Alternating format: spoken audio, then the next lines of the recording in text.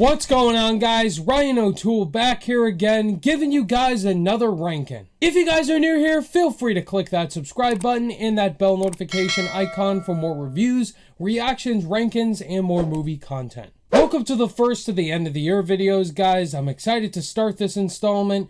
And the first one I'm going to be doing is my ranking for all the musical movies that I've seen this year. There's 6 of them, guys, and I want you to get down below in the comment section and give me your ranking for every single musical movie you've seen this year.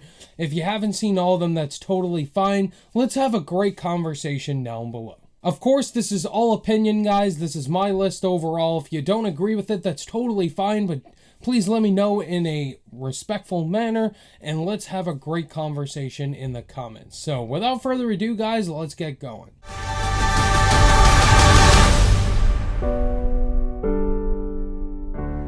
Dear Evan Hansen, I've never heard of this musical before until this year, and I was very interested in checking it out as it was a very personal story, and this movie wasn't the greatest. I had a lot of issues with it, but I do like the music in it.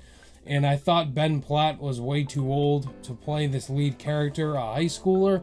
But overall, this movie does dive into a lot of personal stuff, but the story overall is just a mess. The lead character is pretty unlikable as he's lying pretty much the whole movie, and some of the songs are very forgettable except for the one introduction song.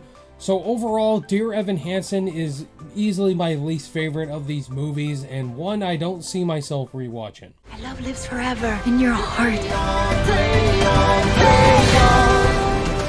Now, Vevo, I knew Lin-Manuel Miranda played the lead monkey in the movie, and the story is very tragic, but Vevo was kind of a disappointment for me. I wish it was much better. I like Lin-Manuel Miranda's vocals in here, and the songs are really fast-paced and catchy. But again, same as Dear Evan Hansen, the story I don't remember anything much about the story except for the songs. Again, I give respect to the music, Lin-Manuel Miranda, the direction, and some of the songs, the animation. But again, Vevo wasn't one of my favorite movies of the year.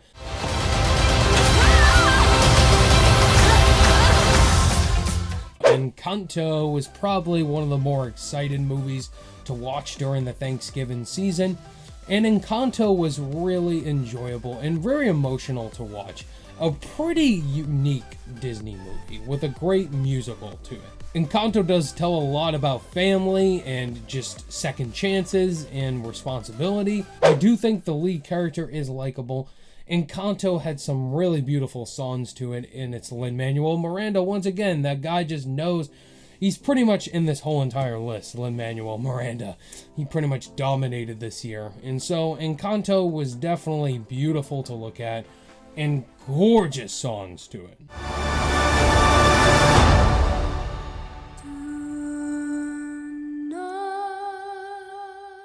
West Side Story was one of the more anticipated movies of this year because it's Steven Spielberg. Steven Spielberg was directing it. He's my favorite director of all time, but this version was definitely better than the 1961 version. West Side Story has some of the best sets of this year, some great character development, some really great songs. Ariana DeBose and David Alvarez, they were my favorite parts of the film. I loved just the dynamics of the Jets and the Sharks. But really, Tony and Maria in here, you got Ansel Elgort, who's pretty much like a robot, and you do have the lead character, Rachel Zegler, who was great singing-wise. Some of their acting wasn't perfect, but I do enjoy Tony and Maria in here. West Side Story is just a cinema lover's dream. It's just such a delight. I really enjoyed this movie, one of the bright spots to end the year.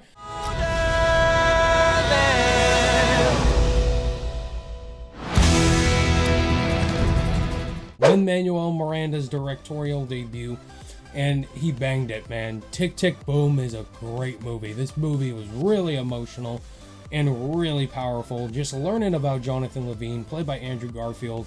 Andrew Garfield was so great in this movie. He deserves Oscar nomination. Some really electric songs to look at and great storytelling. Tick, Tick, Boom just adds a great emotional weight to it. And one of the more personal stories of this year. Netflix really hit it out of the park with this one. Today's we got, so we cannot stop. This is our block in the heights. But number one for me is gonna be In the Heights. In the Heights was my favorite musical movie of the year, and I grew a fan of the Broadway musical thanks to my brother Cody. This movie was so awesome, and Lin-Manuel Miranda's very first project before Hamilton, and In the Heights slaps, man. All the cast is great. Anthony Ramos was great as Usnavi, Melissa Barrera as Vanessa, and Leslie Grace as Nina, and she's now Batgirl. This is the movie right here that I've seen the most times. In the Heights songs are fantastic. You got the classic In the Heights song, you have 96,000, and you have the Piragua guy played by Lin. I mean, what else is there to hate about In the Heights? It's emotional, it's electric, and it's just poppin', man. In the Heights, this is the most rewatchable one for me. So yeah, number one is In the Heights, baby. So yeah, you have it, guys. That was my ranking for all the musical movies of 2021. What's your guys' ranking? Let's have a conversation below. I'll be doing other end of the year lists like this one, so look forward to more of those, like comic book movies, animated movies. Look forward to those ones in the future. Thank you guys so much for watching this ranking. All my social media links are in the description below, and I'll see you guys in the next video. Bye!